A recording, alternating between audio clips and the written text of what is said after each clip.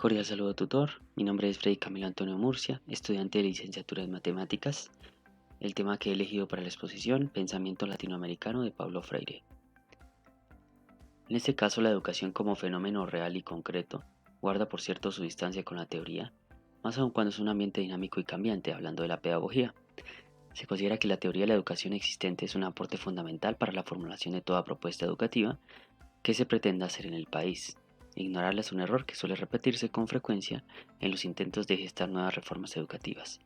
No obstante, es ello imposible de llegar a un conocimiento a través de la teoría, que por ella debe existir, hablando de la pedagogía, la misma que puede ser contrastada con la realidad para comprobar su coherencia y veracidad.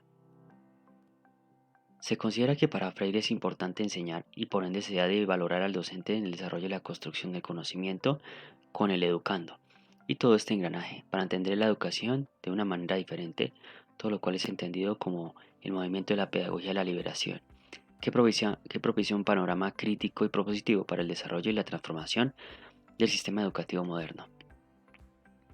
El educador no se centra en novedosas o antiguas técnicas de lectura, y pues en este caso también escritura, sino en parte del universo vocabulario, es decir, ayudándolos en un proceso de enseñanza educativa. Para ello el educador debe sentirse capaz de aprender, de enseñar y de acompañarlos en su proceso de aprendizaje, teniendo en cuenta la experiencia y el manejo del ambiente, para que no se les olvide ser un buen educador o docente a futuro. La lectura y la escritura cobran un sentido cuando son verdaderamente reales, es decir, la lectura de la realidad procede a la lectura de la palabra, y la escritura de la palabra transforma la realidad. El autor Freire menciona que la práctica educativa es una investigación de acción, reflexión, acción, en donde la acción busca transformar la mente sin dañarla, sino que busca transformar la realidad, en donde la realidad es económica y social. Freire se enfoca en la creencia en donde la educación nunca es políticamente neutra, es decir, la pedagogía crítica nace en un análisis social y político debido a las condiciones de vida en América Latina, ya que se vieron afectadas por las injusticias, discriminación y marginación de los pueblos latinoamericanos. El docente es constructivista, su papel es moderador, coordinador, facilitador, mediador y participante.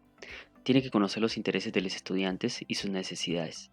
Solo interviene cuando se le necesita. Se debe estimular el proceso cognitivo de sus estudiantes con su aprendizaje, a investigar, a descubrir, comparar y compartir ideas.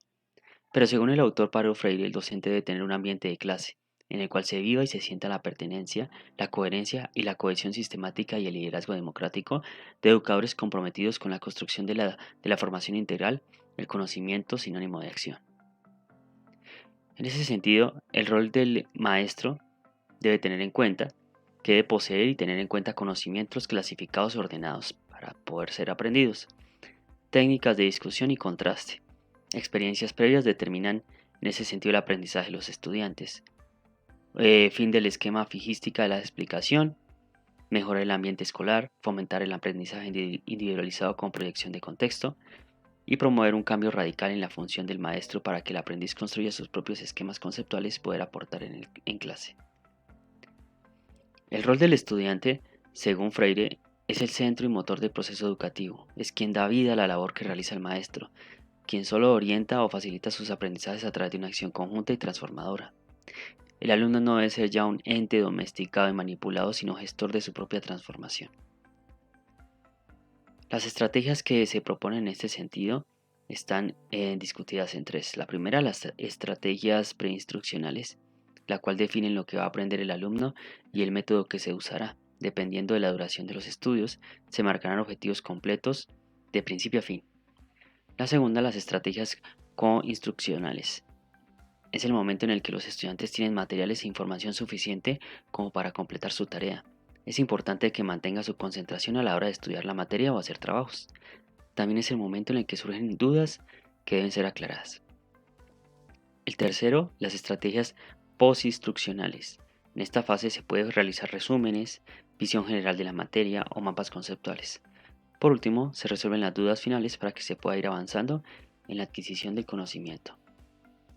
La relación entre el maestro y el alumno, según Freire, tiene las siguientes características. En este caso, el educador es siempre quien educa, el educando el que es educado. El educador es quien sabe, los educandos quienes no saben.